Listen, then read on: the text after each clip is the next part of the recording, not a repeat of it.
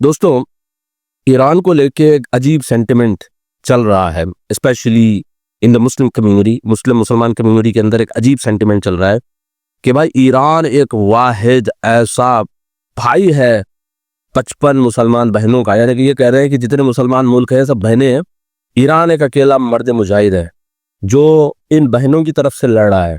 ठीक है, अब मैं आपको बताता हूँ ये जो लोग ईरान की तायीद कर रहे हैं कितने बड़े अकल के अंधे और भेजे के लूले लोग हैं, यानी कि इनको भेजा ही नहीं है। क्यों? क्योंकि इन लोगों ने ईरान की जो हिस्ट्री है और ईरान ने जो किया है ये जानते ही नहीं है ईरान ने क्या किया है मिडिल ईस्ट के अंदर। कुछ भी बोलो तो एक ही कहेंगे हमारा मुसलमान भाई है, भाई हमारा मुसलमान भाई है। अरे कहे का घंटा हमारा मुसलमान भाई है। हाँ, अब आप देखो सीरिया में जो चल रहा था, 2.5 से 3 मिलियन सीरियन आज तुर्की में पड़े हुए हैं। जब ये तुर्की में थे उस टाइम पे बोल रहे थे भाई सऊदी कुछ भी नहीं कर रहा, भाई सऊदी कुछ भी नहीं कर रहा। अरे एक अजीब है भाई हमारे लोग, सही बता रहा हूं मैं। मतलब ना सोचने समझने की सलाहियत, ना चीजों को क्रिटिकल सोचने का अंदाजा हमारे पास कुछ भी नहीं है। सब मतलब बेवकूफ, कचरा और लीचड़ किस्म के लोग हैं। मैं सीरियसली बता रहा हूँ, किसी भी किस्म का इनके पास क्रिटिकल एनालिसिस, क्रिटिकल थिंकिंग नाम की कोई चीज ही इनके पास नहीं है।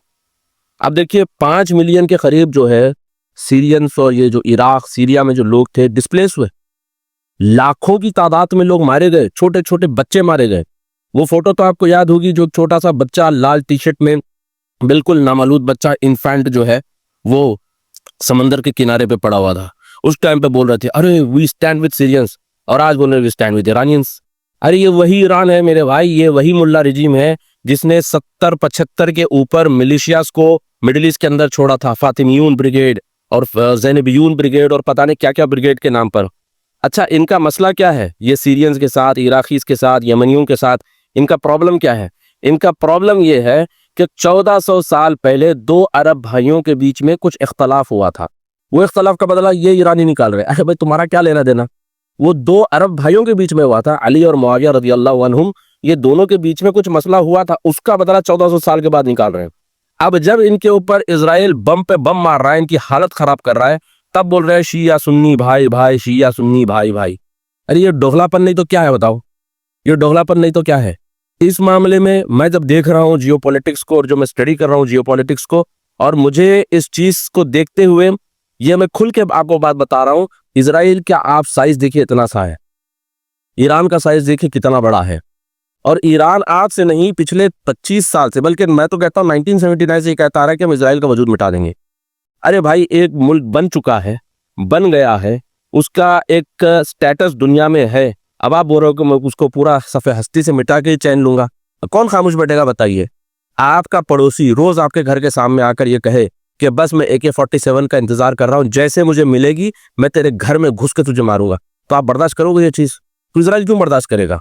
अब ये कहता हूं तो लोग कहते हैं भाई ये इजरायली एजेंट है, इसको पैसे मिल रहे हैं। भाई यहूदी जो है ये पैसे नहीं देते लोगों को, उनके पास से पैसा नहीं निकलता, तो कोई पैसों की बुनियाद पर नहीं बात कर रहा। मैं तो ये बस मुसलमानों का जो दोगलापन और ये जो सोचने समझने की सलाहियत से जो यानी कि पागल हुए हुए हैं ना लोग, उसके ऊपर मैं बात बता रहा हूँ आप लोगों को। थोड़ा सा सोचो, थोड़ा सा समझो इस चीज को। और रही बात इंडिया की, तो भाई इंडिया का इसके अंदर नेशनल इंटरेस्ट क्या है? तो कश्मीर का मसला था, उसके अंदर तो ईरान जो है इंडिया के अगेंस्ट है। तो इंडियन इंटरेस्ट के हिसाब से भी अगर आप देखोगे तो ईरान एज सच कोई पोटेंशियल यानी कि एलाई नहीं है। हाँ, एनर्जी एक्सचेंज होता है, बिजनेस होता है, लोगों का आना जाना है, स्टूडेंट एक्सचेंज होता है, बहुत सारी चीजें हैं। और एक बात मैं आपको बता दूं, ईरानी बहुत अच्छे लोग होते हैं, ईरानी बहुत अच्छे लोग हैं। ईरानियों के साथ मैं मिला भी हूँ और मैं 1 साल रहा भी हूँ उनके साथ।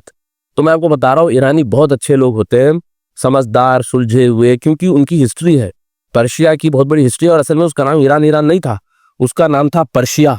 वो तो बाद में उसको ईरान किया। ईरान का मतलब है द लैंड ऑफ आर्यंस, यानी कि वो जमीन जहां पे आर्यंस रहते और बसते हैं। हिटलर की जो आइडियोलॉजी थी आर्यन रेस की, उसी आइडियोलॉजी से मुतासर होकर उसका नाम ईरान रखा गया, जो नाम में ही प्रॉब्लम है, यानी कि द लैंड ऑफ आर्यंस। तो ये लैंड ऑफ आर्यंस ईरान इन्होंने बनाया है।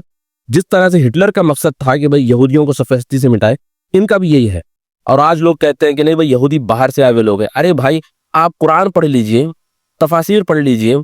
सुल्तान सलाहुद्दीन अय्यूबी का पर्सनल एडवाइजर कौन था? मैमून बिन मूसा, यहूदी था। कितने यहूदी नहीं रहे? प्रॉब्लम क्या हुआ मैं बताता हूँ। यहूदियों को था जिम्मी स्टेटस यानी कि वो सेकंड क्लास सिटीजन्स थे ये तुर्कियों के अंडर में।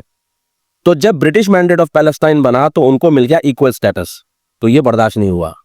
यानी कि एक आप समझिए कि धेड़ है, जैसे हमारे हैदराबाद में कहते हैं ना धेड़, जो चंबार होते हैं, जो छोटे मोटे काम करने वाले। अब आपको कहें कि भाई उसके साथ तुम आओ जाओ, उसके साथ तुम ऑटो में बैठ के आओ, तो तुमको बर्दाश्त होगा? तो ब्रिटिश ने यही किया। ब्रिटिश ने क्या किया, तो ये फिलिस्तीनियों को यानी कि अरबों को और ये यहूदियों को, जो यहूदी सेकंड क्लास जिम्मी स्टेटस रखते थे, उनको इक्वल कर दिया। ये बर्दाश्त नहीं हुआ। और एक तरफ पाकिस्तान बना तो वो हम खुशी मनाए, एक तरफ इजराइल बना तो हमको बर्दाश्त नहीं हो रहा है। तो बात सिर्फ इतनी है कि जो लोग आज ईरान ईरान ईरान ईरान कर रहे हैं, लग रहा है कि उनको मर्द मुजाहिद है। थोड़ा सा जाके लेबनान में इन्होंने क्या क्या देखो, सीरिया में इन्होंने क्या क्या देखो, यमन के अंदर इन्होंने क्या क्या देखो, इराक के अंदर इन्होंने क्या क्या देखो। लास्ट बात मैं आपको बताता हूँ, वो ये है कि इजराइल का तारीख में कोई एम्पायर नहीं था, यहूदियों का कोई एम्पायर पास्ट में नहीं था। वो बस जेरूसलम और मुल्क शाम की हद तक सिकुड़े हुए थे, वहीं पे उनकी हुकूमतें होती थी, खत्म होती थी, फिर बनती थी, फिर खत्म होती थी। मगर उन्होंने एज सच कोई एम्पायर या फिर कोलोनाइजेशन यहूदियों ने नहीं किया। बल्कि आप ईरान की हिस्ट्री देखिए, सफोविट्स ने कोलोनाइजेशन किया, उनकी बहुत बड़ी हिस्ट्री रही है कोलोनाइजेशन की। तो इनका अगर न्यूक्लियर सक्सेसफुल हो जाता है तो फिर ये पूरी दुनिया को इतना शरिया बना के छोड़ेंगे। अगर यहूद इजराइल में अगर वो काबू पा लेते हैं तो उनका एक्सपेंशन तो होगा नहीं। लोग कहते हैं ग्रेटर इजराइल, ये तो कॉन्स्पिरेसी थ्योरी है। अगर वो बना भी लेंगे तो वो यहूदियत में लोगों को कन्वर्ट नहीं करेंगे। क्यों? क्योंकि यहूदियत में कन्वर्ट नहीं किया जाता है, उनके रिलीजन में ही नहीं है कन्वर्जन। पैदाइशी यहूदी होना चाहिए या फिर माँ यहूदी होना चाहिए, बनी इसराइल की होना चाहिए यहूदी होने के लिए। तो यहूदियत में कन्वर्जन नहीं होता। अगर कोई कन्वर्ट होना भी चाहता है तो वो नूहाइज्म में कन्वर्ट होता है। एक और मजहब है नूहाइज्म, नूह अलैहिस्सलाम के 7 कमांडमेंट्स से, उसमें उसको कन्वर्ट होना पड़ता है, जिसका सबसे पहला रूल है कि अल्लाह के साथ किसी को शरीक नहीं करना है, बुत परस्ती नहीं करना है। वो सबसे पहला रूल है नूहाइज्म का, और जुडाइज्म का भी यही है। तो यहूदियत में कोई कन्वर्ट नहीं होता, पहली बात। और अगर ये लोग गालिब भी आते, एग्जाम्पल बता रहा हूं मैं, ये तो पहले अपना जो किंगडम है, बस सुकड़ा हुआ किंगडम है इनका, अगर ये गालिब भी आते हैं तो आपको कन्वर्ट नहीं करेंगे।